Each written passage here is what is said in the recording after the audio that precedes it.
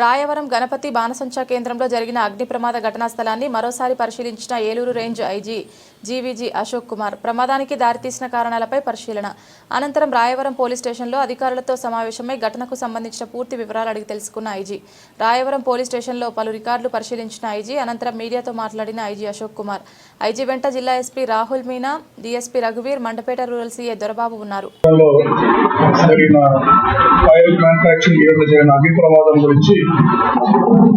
దర్యాప్తు కొనసాగుతా ఉంది. ఇది ఎస్డిపిఓ రామచంద్రపురం గారు పర్సనల్ గా ఇన్వెస్టిగేషన్ చేస్తున్నారు. దాంట్లో ఎఫ్ఎస్ఎల్ టీం కూడా వచ్చి క్లూస్ అన్ని సేకరించి వెళ్ళింది. వాళ్ళు ఇంకా మనకు ఫైనల్ రిపోర్ట్ ఇంకా ఇవ్వలేదు. సో ప్రాథమికంగా ఎలా జరిగింది అనేది కూడా అసెస్ చేస్తున్నారు. పూర్తి డీటెయిల్స్ ఇన్వెస్టిగేషన్ కొద్ది రోజుల కంపెనీ ద్వారా మీకు తెలియజేయడం జరుగుతుంది. బట్ మీన్ వైల్ ఇటువంటి ప్రమాదాలు సంభవించకుండా డాక్టర్ బిఆర్ అంబేద్కర్ కోనసీమ జిల్లాలోనే కాకుండా ఏలూరు రేంజ్లోని అన్ని జిల్లాల్లో కూడా ఈ manufacturing units, wholesale stock points, ఈ టెంపరీ లైసెన్సెస్, లాస్ట్ టైం ఉన్న టెంపరీ లైసెన్స్ హోల్డర్స్ హౌసెస్ అన్ని కూడా చెక్ చేస్తున్నాము. ముఖ్యంగా మ్యానుఫ్యాక్చరింగ్ యూనిట్స్ ఈ రోజు కూడా నేను అమలాపురంలో తర్వాత కొత్తపేట దగ్గర కొన్ని యూనిట్స్ ని విజిట్ చేశాను. అక్కడ యూనిట్స్ అన్ని బాగానే పెట్టుకున్నారు. ఫైర్ మ్యానుఫ్యాక్చరింగ్ షెడ్ పెట్టుకున్నారు, సేఫ్టీ మెకానిజం పెట్టుకున్నారు. అయితే ఫైర్ సేఫ్టీకి మెకానిజం ని ఆపరేట్ చేయడానికి మనుషులు లేరు. అంటే ఏదైనా ఎమర్జెన్సీ జరిగినప్పుడు మా మందు సామాన్లు తయారు చేయడంలో అందరూ నిమగ్నం అవుతున్నారు. కానీ ఏదైనా ఎమర్జెన్సీ జరిగినప్పుడు ఈ ఫైర్ సేఫ్టీ మెకానిజమ్స్ ని ఆపరేట్ చేయడానికి సపరేట్ గా మనిషి లేరు. అందువల్ల ఏమవుతుందంటే ఎమర్జెన్సీ వచ్చినప్పుడు ఎవరన్నా వెళ్ళి దాన్ని ఆపరేట్ చేసే టైంలోనే అగ్నిప్రమాదంలో వాళ్ళు కూడా ప్రమాదానికి గురి అవుతున్నారు.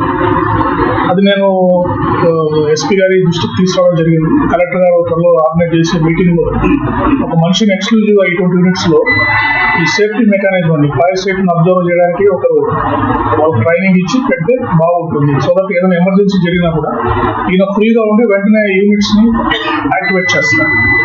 అదొక అబ్జర్వ్ చేయడం జరిగింది. ఒక రిజిస్టర్స్ కూడా వారు ఎక్కడ కొంటున్నారు, ఎక్స్ప్లోజర్స్ ఎన్ని తీసుకొస్తున్నారు, ఎంత కన్స్యూమ్ చేస్తున్నారు అనేది కూడా ప్రాపర్ గా రిజిస్టర్స్ కొన్ని మెయింటైన్ చేసిన అవసరం ఉంది. సో ఇవన్నీ ద్వారా వాళ్ళు లేబర్ డిపార్ట్మెంట్ లో రిజిస్టర్ అయ్యారా లేదా, వాళ్ళకు ఇన్సూరెన్స్ ఉందా లేదా, ఇవన్నీ కూడా గమనించాల్సిన అవసరం ఉంది. ఇవన్నీ ఆ తనిఖీలు జరుగుతున్నాయి. రేపటిలో అన్ని తనిఖీ బృందాలు రిపోర్ట్స్ ఇచ్చిన తర్వాత మళ్ళీ జిల్లా కలెక్టర్ గారు, ఎస్పీ గారు తదుపరి నిర్ణయాలు ఉంటాయి.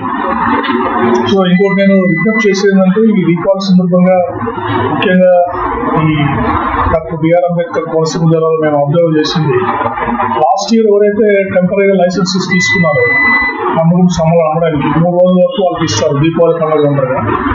మిగిలిపోయిన సామాన్లు తీసుకెళ్లి వాళ్ళు ఇంట్లో పెట్టుకుంటున్నారు. ఈ సంవత్సరం మళ్ళీ అమ్ముదామని చెప్పేసి దానివల్ల ప్రమాదాలు జరుగుతున్నాయి. అటువంటి పనులు ఎవరు చేయకూడదు.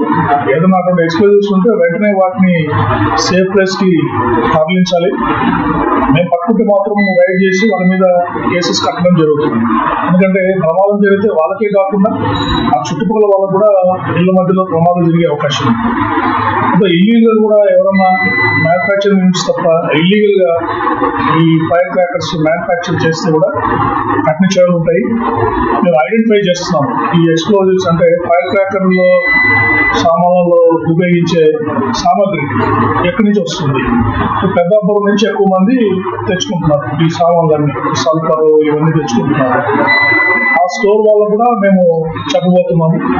ఓన్లీ ఎవరైతే లైసెన్స్ ఉందో LE1 లైసెన్స్ అంటే మ్యానుఫ్యాక్చరింగ్ లైసెన్స్ ఉందో వాళ్ళకే అమ్మాలి, ఎంత క్వాంటిటీ అమ్మాలి అనేది కరెక్ట్ గా రిజిస్టర్ చేయాలి. ఎటువంటి అనాథరైజ్డ్ పర్సన్స్ కూడా వాళ్ళు ఎటువంటి ఎక్స్ప్లోజివ్ పౌడర్ అమ్మడానికి లేదు. అది కూడా మేము సైమల్టేనియస్ గా కాకినాడ జిల్లా ఎస్పీ గారికి చెప్పాము.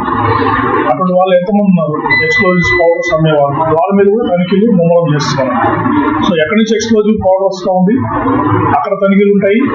ఒక మ్యానుఫ్యాక్చరింగ్ యూనిట్స్ లో తనిఖీలు ఉంటాయి. ఒక హోల్సేల్ స్టోరేజ్ పాయింట్స్ లో తనిఖీలు ఉంటాయి. అక్కడ ఎలా పెట్టారు, సేఫ్టీ మెకానిజమ్స్ ట్రైనింగ్ ఉందా లేదా. నెక్స్ట్ టెంపరీ లైసెన్స్ హోల్డర్స్ ఇళ్లలో తనిఖీలు చేసే వాళ్ళ మీద కూడా, ఇళ్లలో స్టోర్ చేసే వాళ్ళ మీద కూడా తనిఖీలు ఉంటాయి. దీపావళి సందర్భంగా కూడా మనం టెంపరీ లైసెన్స్ ఇస్తాం. వాటిని కూడా ఈసారి త్వరగా ఇన్స్పెక్ట్ చేసి కంప్లీట్ చేసి దీపావళి పండుగ ఒక 2-3 రోజుల ముందరే లైసెన్స్లు ఇచ్చి సేఫ్టీ మెకానిజం తీసుకున్నట్టుగా చర్యలు తీసుకోవడం కూడా మన కలెక్టర్ గారికి, ఎస్పీ గారికి నేను చెప్పడం జరిగింది. ఇవన్నీ తీసుకొని దీపావళి ఈసారి ఫర్దర్గా ఎటువంటి ఇష్యూస్ రాకుండా చూసుకుంటాము. ప్రజలు కూడా నేను విజ్ఞప్తి చేసేది ఏంటంటే ఇది వాళ్ళ కూడా బాధ్యత ఉంది. పోలీస్ శాఖ రకరకాల పనుల్లో బిజీగా ఉంటుంది. ఒక్కసారి అప్రమత్తంగా లేని వేరే పనుల్లో బిజీగా ఉన్నప్పుడు కొంతమంది ఆ టైంలో ఇటువంటి పనులు జరుగుతున్నాయి మనకి. కాబట్టి ప్రజల నుంచి కూడా మా కోఆపరేషన్ అవసరం. ఎందుకంటే వాళ్ళ సేఫ్టీ కాకుండా వేరే వాళ్ళకు కూడా ఇది ఎక్స్ప్లోజివ్ చాలా ప్రమాదం జరుగుతుంది. అంటే మా ప్రజలు కూడా పోలీస్ శాఖకి, అడ్మినిస్ట్రేషన్కి సహకరించవలసింది నేను కోరుతున్నాను.